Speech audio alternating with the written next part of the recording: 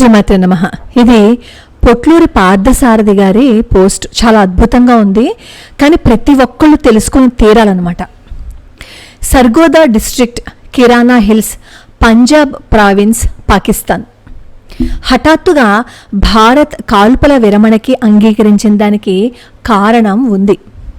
పాకిస్తాన్లో సర్గోదా జిల్లాలో అణుధార్మికత లక్షణాలు బయటపడడంతో పాకిస్తాన్ సైన్యం అక్కడికి దగ్గరలో ఉన్న ప్రజల్ని ఖాళీ చేయించి దూరంగా వెళ్ళిపోమని మైకులతో ప్రచారం చేస్తున్నది అనేది సోషల్ మీడియాలో వైరల్ అవుతున్న వార్త. కిరానా హిల్స్, సర్గోదా. కిరానా హిల్స్, సర్గోదా అనేది పాకిస్తాన్లో అత్యంత రహస్యంగా అలాగే రక్షణ ఉండే ప్రదేశం. కిరానా హిల్స్ని అమెరికాలో ఉన్న ఏరియా 51తో పోలుస్తారు. రెండు చోట్ల కూడా కిలోమీటర్ల కొద్దీ దూరాన్ని నిషేధిత ప్రాంతంగా ప్రకటించారు. నిషేధిత ప్రాంతం కావడంతో ముఖ్యమైన మిలిటరీ అధికారులు తప్పితే ఎవరూ ఆ దరిదాపుల్లో కూడా వెళ్ళలేరు. కిరానా హిల్స్ చుట్టుపక్కల ఎవరైనా అనుమానాస్పదంగా కనిపిస్తే వాళ్ళని ప్రాణాలు కూడా తీసేస్తారు. అందుకే కిరానా హిల్స్ గురించి ఎవరికీ ఏమీ తెలిసే అవకాశం ఉండదు. కిరానా హిల్స్ మొత్తం పాకిస్తాన్ ఎయిర్ ఫోర్స్ ఆధీనంలో ఉంటుంది. కిరానా హిల్స్ ప్రాంతాన్ని నల్ల కొండలు అని కూడా పిలుస్తారు, ఎందుకంటే తక్కువ ఎత్తులో ఉంటూ ముదురు గోధుమ రంగులో ఉండే ఈ కొండలు 12 కిలోమీటర్ల వరకు వ్యాపించి ఉంటాయి. ఈ ప్రాంతం మొత్తం పదునైన కొండరాళ్లతో ఉంటుంది కాబట్టి నడుచుకుంటూ ఎవరూ వెళ్ళలేరు. అంటే మన సినిమాల్లో చూపిస్తారు చూసారా, అలా ఉంటుందన్నమాట బహుశా. అందుకే మిలిటరీ కోవర్ట్ ఆపరేషన్స్ కోసం వాడుకోవాలని మిలిటరీ నిర్ణయం తీసుకుని 1980లో ఆ ప్రాంతాన్ని కేవలం మిలిటరీ ఆపరేషన్స్ కోసమే అనువుగా ఉండే విధంగా అభివృద్ధి చేశారు.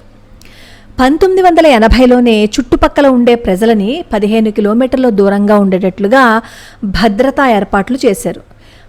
1980లో అక్కడ భూగర్భ బంకర్లు, సొరంగాల నిర్మాణం మొదలు పెడితే 1990లో పూర్తయింది. అంటే దాదాపుగా ఒక 2 సంవత్సరాలు పట్టిందనమాట. కిరానా హిల్స్తో అనుసంధానం చేస్తూ ముషాఫ్ ఎయిర్ బేస్ని నిర్మించిన తర్వాత ఆ ప్రాంతం మీద అనుమానాలు మొదలయ్యాయి. కానీ ఎవరి దగ్గర ధృవీకరించిన సమాచారం లేదు. దశాబ్దాలుగా లిమిటెడ్ యాక్సెస్ ఉంటుంది కాబట్టి అది కూడా చాలా కొద్ది మందికి మాత్రమే తెలుస్తుంది. కానీ 1980కి ముందు అంటే 1965లో భారత పాకిస్తాన్ల మధ్య జరిగిన యుద్ధంలో కిరానా హిల్స్ మీద, ముషాఫ్ ఎయిర్ బేస్ మీద భారత యుద్ధ విమానాలు బాంబులు వేశాయి. దాదాపు 10 పాకిస్తాన్ యుద్ధ విమానాలు పార్కింగ్లో ఉండగానే అక్కడ దాడులు జరిగాయి. ఆ దాడుల వల్లేమో ధ్వంసమైపోయింది. అప్పట్లో ఈ ముషాఫ్ ఎయిర్ బేస్ అప్పట్లో విమానాలని నిలిపి ఉంచడానికి మాత్రమే వాడేవారు. 1983 నుంచి 90ల మధ్య పాకిస్తాన్ అణుశాస్త్రవేత్త అబ్దుల్ ఖాదిర్ నేతృత్వంలో Pakistan atomic energy commission coal test లేదా సబ్ క్రిటికల్ న్యూక్లియర్ ఎక్స్పెరిమెంట్స్ని నిర్వహించింది. కోల్ టెస్ట్ అంటే అణుబాంబు డిజైన్ చేసే క్రమంలో శుద్ధి చేసిన యురేనియంకి బదులుగా సాంప్రదాయ పేలుడు పదార్థాన్ని వాడతారు. అంతా బాగుంది అని నిర్ధారణ చేసుకున్న తర్వాత 1998 మే నెలలో చాగై హిల్స్లో మొదటి అణుపరీక్ష నిర్వహించింది పాకిస్తాన్. అణుపరీక్ష నిర్వహించిన చాగై హిల్స్ గురించి మాత్రమే ప్రపంచానికి తెలుసు, కానీ కిరానా హిల్స్ గురించి మాత్రం ఎవరికీ తెలియదు. అణుపరీక్ష విజయవంతం అయిన తర్వాత ముషారఫ్ ఎయిర్ బేస్ని ఎయిర్ కాంప్లెక్స్గా అభివృద్ధి చేసి కిరానా హిల్స్తో అనుసంధానం చేసింది. కిరానా హిల్స్ దగ్గర సొరంగాలు తవ్వి అణు వార్ హెడ్లని భద్రపరిచింది పాకిస్తాన్.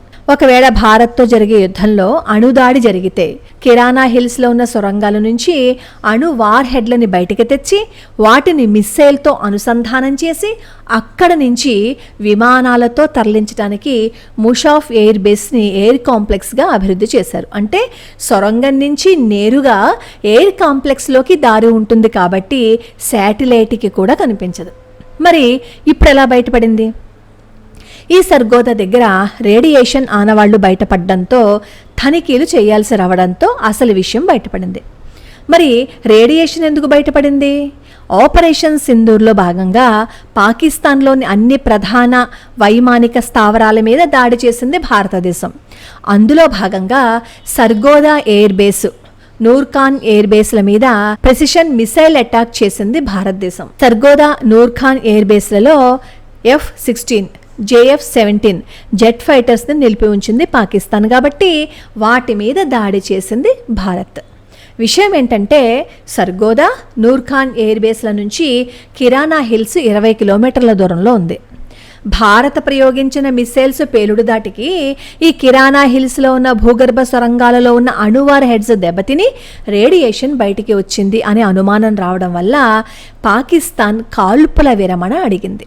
మొదట అమెరికా వైస్ ప్రెసిడెంట్ తోటేమో భారత్ దాడులు ఆపేస్తే మేం కూడా రేడియేషన్ లీక్ మీద పరీక్షలు నిర్వహించుకుంటాము అని వేడుకుంది పాకిస్తాన్. రేడియేషన్ అంటున్నారు కాబట్టి కాల్పుల విరమణకి అంగీకరించండి అని అమెరికా అడిగితే మోడీజీ ఒప్పుకున్నారు. నిజానికి కిరానా హిల్స్ మీద భారత్ దాడి చేయలేదు. ఒకవేళ 1965లో లాగా కిరానా హిల్స్తో అనుసంధానమై ఉన్న ముషాఫ్ ఎయిర్ కాంప్లెక్స్ మీద దాడి చేసి ఉంటే విషయం ఇంకొకలా ఉండేది. అసలు కిరానా హిల్స్ కానీ ముషాఫా ఎయిర్ కాంప్లెక్స్ కానీ మన హిట్ లిస్ట్లో లేవని, కాబట్టే మేం దాడి చేయలేదు అని Indian air force chief air marshal Shri AK భర్తీ ప్రెస్ మీట్లో చెప్పారు. ఏకే భర్తీ మరొక మాట కూడా అన్నారు. అసలు కిరానా హిల్స్లో భూగర్భ సొరంగాలు విన్న విషయం కానీ అందులో అణువార్ హెడ్స్ని భద్రపరిచారన్న సంగతి కానీ మాకు ఇంతవరకు తెలియదు, కానీ ఇప్పుడు తెలిసింది, అందుకు ధన్యవాదాలు అని కాస్త నర్మగర్భంగా అన్నారనమాట. మరి అమెరికా విమానం మాట ఏంటి? విమాన రాకపోకల్ని రికార్డ్ చేసే ఫ్లైట్ రాడార్ 24 అనే సంస్థ అమెరికన్ బీచ్ క్రాఫ్ట్కి B-350 అనే విమానాన్ని పాకిస్తాన్ గగనతలంలో ఎగరడం గుర్తించింది. B-350 విమానం అమెరికా డిపార్ట్మెంట్ ఆఫ్ ఎనర్జీ సంస్థదే. ఈ బీచ్ క్రాఫ్ట్ B-350 విమానంలో ఏరియల్ మేజరింగ్ సిస్టమ్ ఉంటుంది. ఈ విమానంలో ఉండే AMSలో గామా కిరణాల సెన్సార్తో మ్యాపింగ్ టూల్స్ ఉంటాయి. ఈ విమానాన్ని గాల్లో ఎగురుతూనే కింద భూమి మీద ఉన్న రేడియేషను, దాని తీవ్రత, ఎంతవరకు రేడియేషన్ వ్యాపించి ఉంది అది తెలుసుకోవడానికి మ్యాపింగ్ టూల్స్తో కొలవడానికి వాడతారు. జపాన్లో సునామీ వచ్చినప్పుడు ఫుకుషిమా అణు రియాక్టర్ నుంచి వెలువడే రేడియేషన్ని కొలవడానికి వాడారు.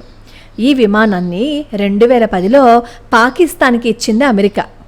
సో అమెరికా అదే కదా ఈ విమానం. అదే సమయంలో ఈజిప్ట్ నుంచి ఇంకొక విమానం పాకిస్తాన్లో ల్యాండ్ అయ్యి కొంచెం సేపు అయిన తర్వాత తిరిగి వెళ్ళిపోయింది. ఈజిప్ట్ నుంచి వచ్చిన విమానంలో బోరాన్ అనే కెమికల్ ఉంది. దాన్ని పాకిస్తాన్లో అన్లోడ్ చేసి వెళ్ళిపోయింది. బోరాన్ కెమికల్ని చాలా వాటిలో ఉపయోగిస్తారు, కానీ అణు వ్యర్థాలను సురక్షితంగా ఉంచడానికి కూడా ఉపయోగిస్తారు. సో రేడియేషన్ లీక్ అయిన మాట నిజమే కదా.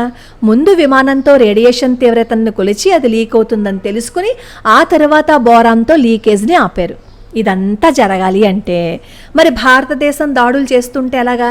భారత్ దాడులు చేయటం ఆపాలి కాబట్టి ముందు అమెరికా ఉపాధ్యక్షుడు జేడీ వాన్స్తో మాట్లాడి జేడీ వాన్స్ మోడీజీతో ఫోన్ ద్వారా అభ్యర్థించిన తర్వాతే మానవతా దృక్పథంతో మోడీజీ కాల్పుల విరమణకి ఒప్పుకున్నారు. ఇక్కడ ఎవరి మధ్యవర్తిత్వం లేదు, కేవలం మోడీజీ దయ చూపించారు అంతే. అయినా ఆపరేషన్ సింధూర్ కొనసాగుతుందని మోడీజీ ప్రకటించారు కదా, కాబట్టి సినిమాకి ఇంటర్వెల్ ఇచ్చారు అంతే. క్లైమాక్స్ ఇంకా మిగిలే ఉంది. కాంగ్రెస్ బుర్ర తక్కువ వ్యాఖ్యలకి సమాధానం.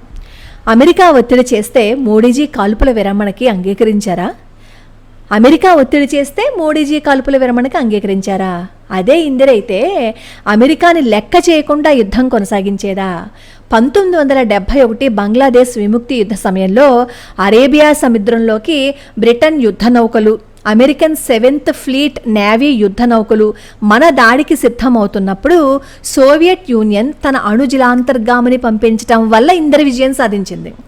1971లో మన దగ్గర, పాకిస్తాన్ దగ్గర అణు ఆయుధాలు లేవు. 1971లో సర్ఫేస్ టు సర్ఫేస్ మిసైల్స్ లేవు.